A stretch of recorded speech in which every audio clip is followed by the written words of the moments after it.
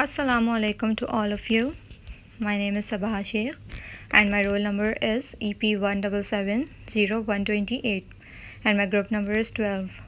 Today I am going to discuss one of the sleep disorders, that is narcolepsy.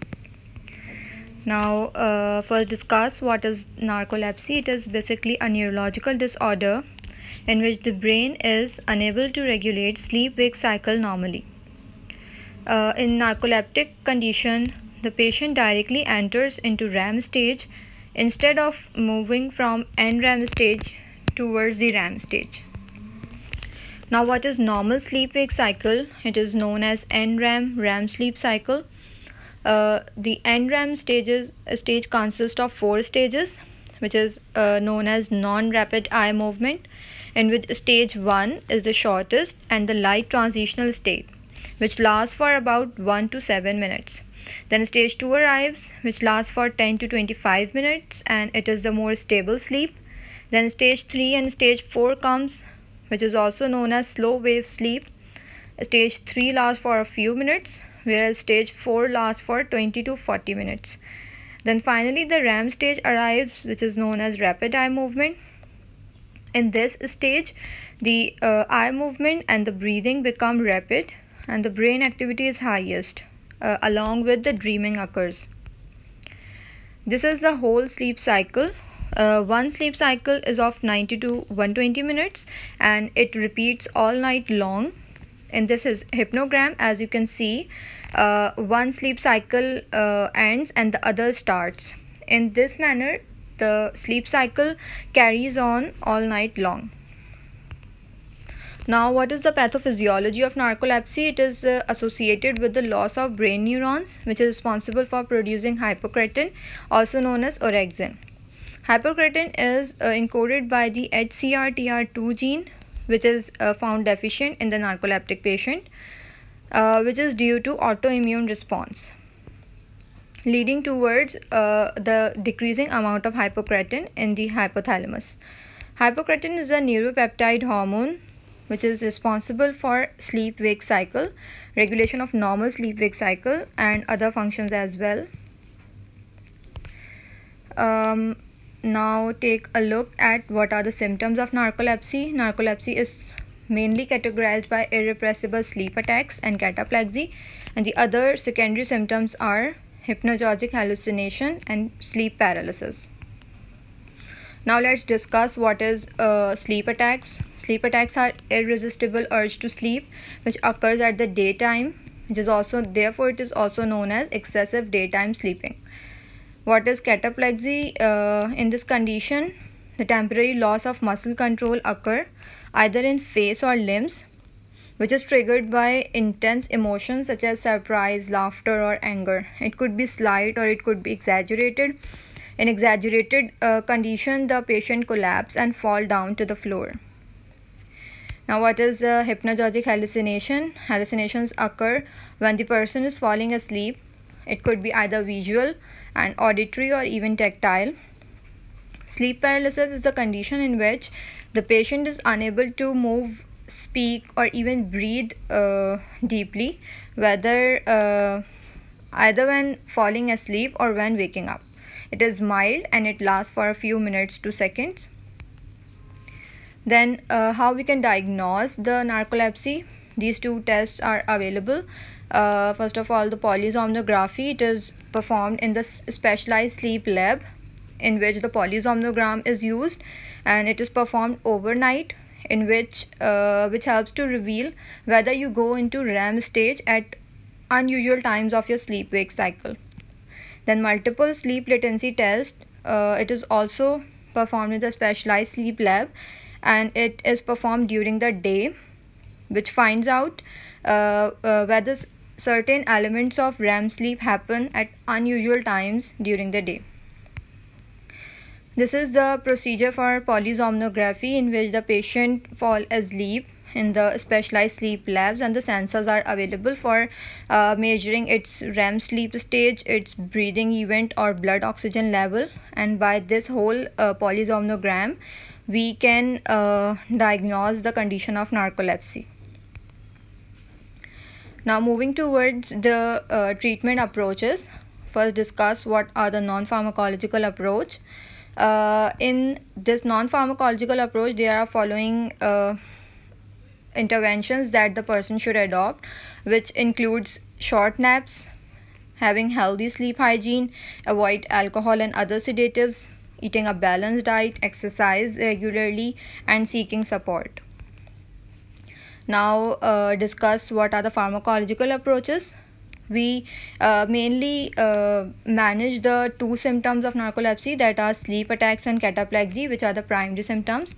And to treat sleep attacks, the drugs available includes Schedule 2 drug, which are CNS stimulant, including methylphenidate with the brand name Ritalin, and its mechanism of action is to increase the neurotransmission of dopamine and norepinephrine. In this way, it stimulates the CNS. Another drug known as dextroamphetamine with the brand name Dexedrine or mixed amphetamine is also approved by the FDA. Its mechanism of action is sympathomimetic, that promotes the release of dopamine and norepinephrine, and also block the reuptake of catecholamines. Both of these are CNS stimulants. Another drug is present, that is modafinil with the brand name of Provigil. It is Schedule 4 drug and it is more effective and with less abuse potential. Its exact mechanism of action is unknown. It may decrease sleep attacks through noradrenergic, adrenergic, histaminergic, GABA modulating, glutaminergic, and hypocretin stimulation. Another approach is the immunosuppression therapy, which could be also used in the treatment of narcolepsy along with these medications, because it is the autoimmune due to the autoimmune response, the gene, that is HCRTR2 gene responsible for the encoding of hypocretin, is deficient. Therefore, immunosuppression therapy also provides benefit for the treatment of narcolepsy. Then how to manage cataplexy? It is decreased. It is managed by the low doses of antidepressants. In antidepressant, the drugs available are tricyclic antidepressants, including imipramine, clomipramine, protriptyline, and desipramine. Another class of drug, that is selective serotonin reuptake inhibitor, which are also antidepressants, including fluoxetine, sertraline, and paroxetine are also used. The combination therapy of SSRI and TCA gives better results as compared to the TCA monotherapy. Now CNS depressants are also used for the treatment of cataplexy, which includes sodium oxybate, which is Schedule 2 drug, and it is a salt of gamma hydroxybutyrate, which is metabolite of GABA. Its mechanism of action is to exert GABAergic action on non-adrenergic and dopaminergic neurons. Therefore, it decreases the REM stage and increases the NREM stage 3 and 4. It provides an advantage over antidepressant by improving the daytime wakefulness, and it can be safely given with CNS stimulant. A double-blind placebo-controlled trial has been done for the sodium oxybate, in which 9 gram sodium oxybate in the regimen of 450 mg at bedtime and 450 mg 2 to 4 hours later is used, which reduces the cataplexy by 69% in patients, but not 3 gram or 6 gram of sodium oxybate works this way. Furthermore, 4.5 grams to 9 grams over 8 weeks is also used, which reduces the cataplexy by 57% to 85%. Both of these regimens decrease the daytime sleepiness by 6% to 30% and decrease sleep attacks by 20% to 43%. What are the adverse effects of sodium oxybate, which includes nausea, headache, dizziness, and enuresis, and drug interactions occur with CNS depressants and hypnotic medications. Contraindications are sleep disordered breathing, sleep apnea, alcohol, or substance abuse disorder. Now moving towards the case study, in which there is a man of 23 years old named GB with narcolepsy who is receiving methylphenidate long-acting 60 mg every AM with imipramine 75 mg at bedtime to treat his narcolepsy and cataplexy. Now, what could be the potential risk for using both of these medications? And when the dose of the methylphenidate is increased to 80 mg, then Uh, he develops the intolerance, nervousness, irritability, and nocturnal insomnia. He is asked about switching towards modafinil. Does modafinil offer any advantage for GB? What counseling he should receive for switching from methylphenidate to modafinil, and then his imipramine level found to be 115 nanogram per ml with lower doses of methylphenidate. He is recommended to take these medications along with the NAPs. Then why are NAPs helpful in the treatment of narcolepsy, and what other behavioral intervention he should be done. Now discuss the SOAP note. Starting from the subject. The subject, we have 23 years old male named GB with the chief complaint narcolepsy with cataplexy. Then when the dose of the methylphenidate is increased, he develops intolerance, nervousness, irritability, and nocturnal insomnia. What current medications he is using? He is using methylphenidate long acting 60 mg every AM and imipramine 75 mg at bedtime. Then his dose of methylphenidate is increased to 80 mg per day, and after that he is receiving modafinil. What objects we have been given? A lab finding tells us the imipramine serum level is found to be 115 nanogram per ml. What assessment the person needs? According to the given data, the patient GB is taking CNS stimulant drugs, that is methylphenidate 60 mg and imipramine 75 mg, because he is suffering from narcolepsy with cataplexy.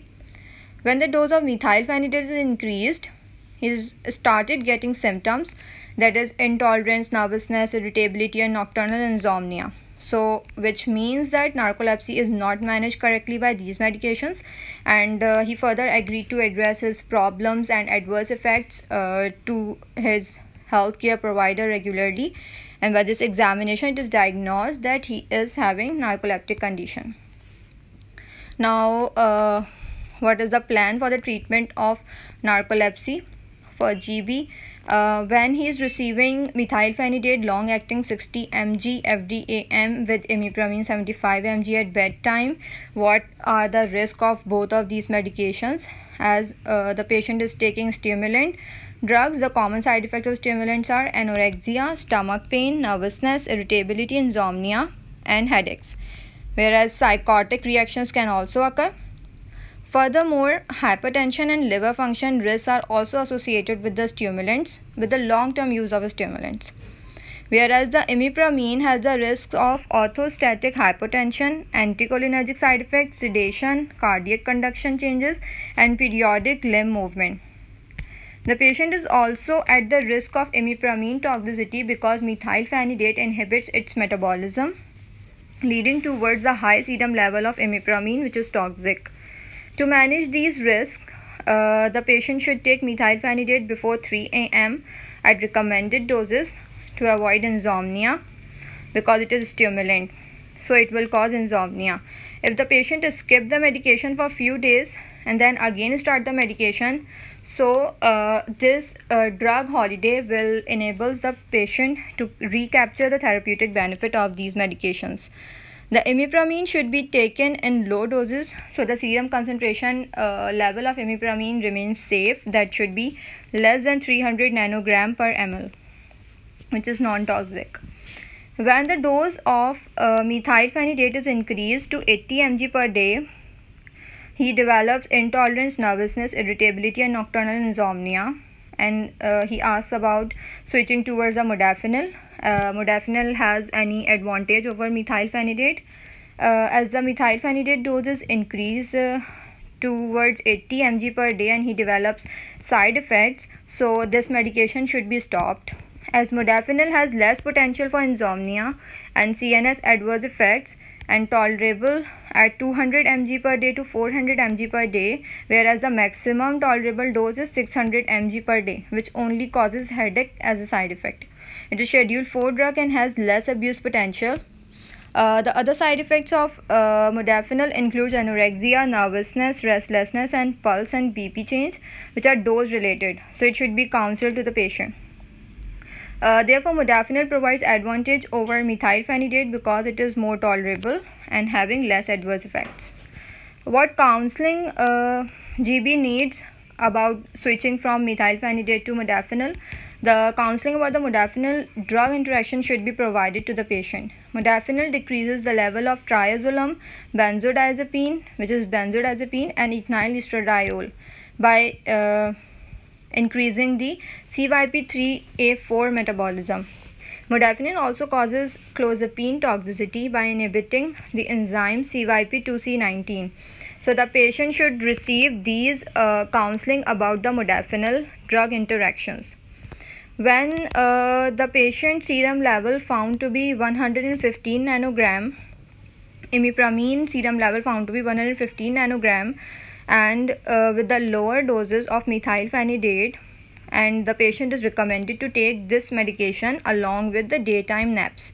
Why naps are helpful for the treatment of narcolepsy, and patient also agreed to addresses all of the adverse effects and efficacy to his healthcare provider.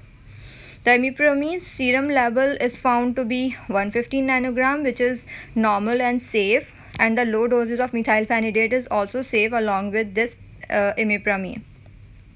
Patient is taking this medication along with the naps.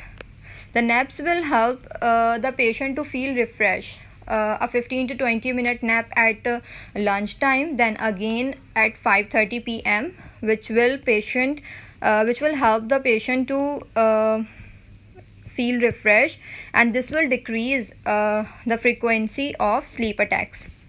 The other behavioral intervention GB should adopt is to eliminate alcohol from his lifestyle and regulate his bedtime and waking up time, which will normalize his sleep habits and helps in improving the narcoleptic condition. These all are the behavioral interventions that GB should adopt along with the medications for the betterment of his condition. This is all about the case study of narcolepsy. Thank you.